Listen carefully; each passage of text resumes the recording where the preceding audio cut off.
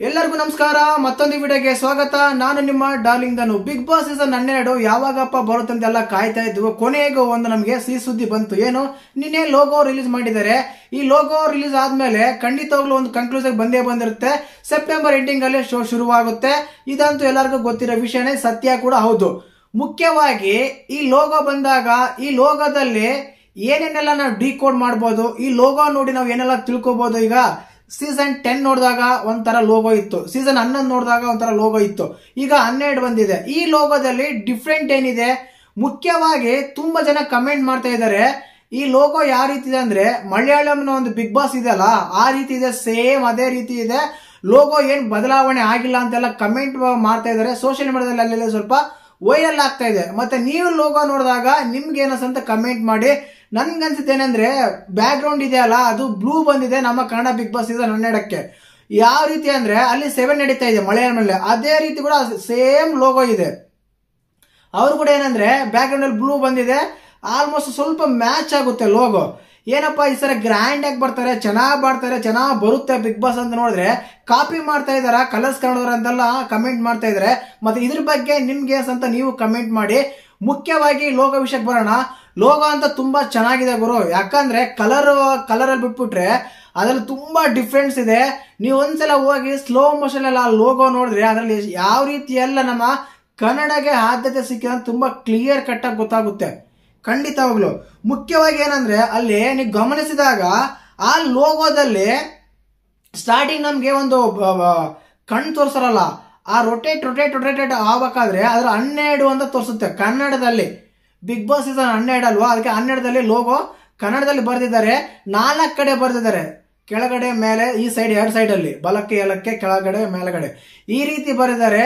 ತುಂಬಾ ಇಷ್ಟ ಆಯ್ತು. ಯಾಕಂದ್ರೆ ಪ್ರತಿ ಸೀಸನ್ ಅಲ್ಲೂ ಕೂಡ ಈ ರೀತಿ ಬರೋದು ಆಲ್ಮೋಸ್ಟ್ ಅಲ್ಲಿ ಕಡಿಮೆ ಆಗ್ತಾ ಇತ್ತು, ಏನೋ ಒಂದು ಲೋಗೋ ರಿಲೀಸ್ ಮಾಡ್ತಾ ಇದ್ರು. ಬಟ್ ಈ ಸಲ ಮಾತ್ರ ಕನ್ನಡಕ್ಕೆ ತುಂಬಾ ಆದ್ಯತೆ ಸಿಕ್ಕಿದೆ. ಕಿಚ್ಚ ಸರ್ ಒಂದು ಪ್ರೆಸ್ ಮೀಟ್ ಅಲ್ಲಿ ಕೂಡ ಹೇಳಿದ್ರು, ಕನ್ನಡಕ್ಕೆ ತುಂಬಾ ಕಡಿಮೆ ಸಿಗ್ತಾ ಇದೆ ಆದ್ಯತೆ, ಆದ್ರಿಂದ ಇಂಟ್ರೆಸ್ಟ್ ಇಲ್ದೇನೆ ಈ ನೋ ಅಂತ ಹೇಳಿದ್ದೆ, ಬಟ್ ಈಗ ನಮಗೆ ಎಸ್ ಅಂತ ಹೇಳಿದ್ರು ಅಂತ ಹೇಳಿದ್ರು.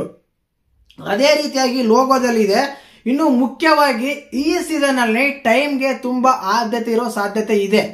ಯಾಕಂದ್ರೆ ನೀವು ನೋಡ್ಬೇಕಾದ್ರೆ ಆ ಲೋಗೋದಲ್ಲಿ, ಆ ಲೋಗೋ ರಿಲೀಸ್ ಆದಾಗ ಅದರಲ್ಲಿ ಆಲ್ಮೋಸ್ಟ್ ಅಲ್ಲೂ ತುಂಬಾ ಸಲ ಟೈಮ್ ತೋರಿಸ್ತಾರೆ. ಅದರಲ್ಲಿ 1, 2, 3 ಟೈಮಿಂಗ್ ಇರ್ತವೆ, ಟೈಮಿಂಗ್ ತೋರಿಸ್ತಾ ಇರ್ತಾರೆ. ಆದ ಕಾರಣ ಇಷ್ಟೆಲ್ಲ ಕಳೆದ ಸೀಸನ್ಗಳಲ್ಲಿ ಆಗಿದ್ದಕ್ಕಿಂತ ಈ ಸಲ ಟೈಮ್ಗೆ ಆದ್ಯತೆ ಇರುತ್ತೆ. ಟೈಮ್ ಅಲ್ಲೇ ಟಾಸ್ಕ್ಗಳು ಮುಗಿಸುವ ಸಾಧ್ಯತೆ ತುಂಬಾನೇ ಇರುತ್ತೆ. ಲಾಸ್ಟ್ ಸೀಸನ್ ಅಲ್ಲಿ ಯಾವ ರೀತಿ ಲೋಗೋ ಬಂದಿತ್ತು ಅಂದ್ರೆ, ನೀರು ಮತ್ತು ಬೆಂಕಿ 2 ಸೇರಿ ನಾವು ಟಾಸ್ಕ್ ಮಾಡ್ತೀವಿ ಅಂತ ಹೇಳ್ತಾ ಇದ್ರು. ಬಟ್ ಈ ಸಲ ಮಾತ್ರ ಏನಾಗ್ತಾ ಇದೆ ಅಂದ್ರೆ, ಟೈಮ್ ಪ್ರಕಾರ ನಾವು ಶೋ ನಡೆಸ್ತೀವಿ, ಟೈಮ್ ಪ್ರಕಾರ ಟಾಸ್ಕ್ ಇರ್ತವೆ, ಟೈಮ್ ಮೇಂಟೈನ್ ಮಾಡಿದ್ರೆ ವಿನ್ ಆಗ್ತಾರೆ ಅನ್ನೋ ರೀತಿಯಲ್ಲಿ ತೋರಿಸ್ತಾ ಇದೆ ಅಂತ ಹೇಳ್ಬೋದು.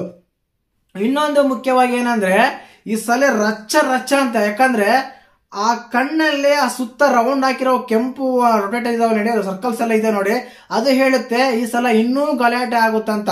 ಕೆಲವರೆಲ್ಲ ಹೇಳ್ತಾರೆ ಈ ಸಲ ಎಂಟರ್ಟೈನ್ಮೆಂಟ್ ಅವ್ರ ಪ್ರಕಾರ ಹೋಗುತ್ತೆ ಅಂತ. ಅಂತದ್ದೇನು ಇಲ್ಲ ಗುರು. ಎಂಟರ್ಟೈನ್ಮೆಂಟ್ ಪ್ರಕಾರ ಇದ್ರೆ ನಾವು ನೋಡಲ್ಲ, ನೀವು ನೋಡಲ್ಲ, ಅವ್ರು ಏನು ಇದ್ರೆ ಕಿತ್ತಾಡ್ಲೇಬೇಕು. ಕಿತ್ತಾಡಿದ್ರೆ ಮಾತ್ರ ನಮ್ಗೆ ಇಂಟ್ರೆಸ್ಟ್ ಬರುತ್ತೆ ಜನಕ್ಕೆ.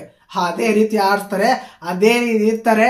ಕಂಟೆಸ್ಟೆಂಟ್ಗಳು ಕೂಡ ಹೊರಗಡೆ ನೋಡಿರ್ತಾರೆ ಯಾವ ರೀತಿ ಇರ್ಬೇಕಂತ, ಅದೇ ರೀತಿ ಕೂಡ ಆಡಿಸ್ತಾರೆ ಅಂತ ಎಲ್ಲರಿಗೂ ಒಂದು ಎಕ್ಸ್ಪೆಕ್ಟೇಷನ್ ಇರುತ್ತೆ. ಅದ್ರ ಕೂಡ ಮಾಡ್ತಾರೆ ಅಂತ ಮಾಡ್ತೀವಿ.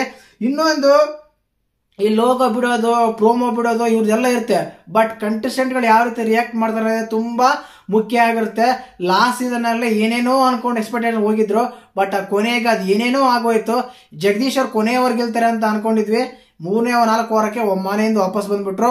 ಆ ರೀತಿ ಆಗಿತ್ತು. ಆದ್ರಿಂದ ಕಂಟೆಸ್ಟೆಂಟ್ಗಳು ಹೋದ್ಮೇಲೆ ಸೀಸನ್ ಯಾವ ರೀತಿ ಬರುತ್ತೆ ಅನ್ನೋದು ನಾವು ಎಕ್ಸ್ಪೆಕ್ಟ್ ಮಾಡೋದು. ಇಲ್ಲಿಂದ ನಾವು ಪ್ರೋಮೋ, ಲೋಗೋ ಎಲ್ಲ ಅನ್ಕೊಂತೀವಿ, ಬಟ್ ಕೊನೆಗೆ ಗೆಲ್ಲದೆ ಕಂಟೆಸ್ಟೆಂಟ್ಗಳ ಆಟ ನೋಡಿನೇ ಸೀಸನ್ ಗೆಲ್ಲೋದು. ಲಾಸ್ಟ್ ಸೀಸನ್ 10 ಸೀಸನ್ ಕಂಪೇರ್ ಮಾಡ್ಕೊಂಡ್ರೆ 10 ಸೂಪರ್ ಡೂಪರ್ ಹಿಟ್ ಆಗಿತ್ತು. ಆದ್ರೆ 11ನೇ ಸೀಸನ್ ತಗೊಂಡಾಗ ಏನಾಗಿತ್ತು ಅಂದ್ರೆ, ಅದೇ ರೀತಿಯಾಗಿ TRP ಪ್ರಕಾರ 10ಗಿಂತ ಜಾಸ್ತಿನೇ ಬಂತು, ಇಲ್ಲ ಅಂತ ಹೇಳಿಲ್ಲ. ಬಟ್ ಕಂಟೆಸ್ಟೆಂಟ್ ಪ್ರಕಾರ ತಗೊಂಡ್ರೆ ತುಂಬಾ ಸಲ ಎಡವಟ್ಗಳೆಲ್ಲ ಮಾಡ್ತಾ ಇದ್ರು. ಆ ರೀತಿ ಇತ್ತು. ಒಂದು ಪ್ರೋಮೋ ಡಿಕೋಡ್ ಮಾಡಿದಾಗ ಈ ರೀತಿ ಅನ್ಸುತ್ತೆ. ಟೈಮ್ ಪ್ರಕಾರ ಇರುತ್ತೆ, ಕನ್ನಡಕ್ಕೆ ತುಂಬಾ ಆದ್ಯತೆ ಇದೆ. ಟಾಸ್ಕ್ ಗಳಂತೂ ಸೂಪರ್ ಆಗಿಟ್ಟಿರ್ತವೆ. ಟೈಮ್ ಪ್ರಕಾರ ಟಾಸ್ಕ್ ಗೆಲ್ಲವು ತುಂಬಾನೇ ಇರ್ತವೆ.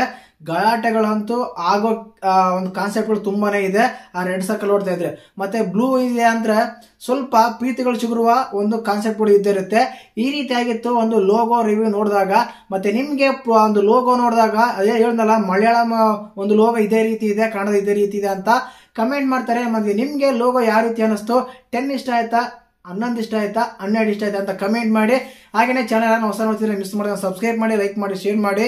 ಜೈ ಹಿಂದ್, ಜೈ ಕರ್ನಾಟಕ ಮಾತೆ.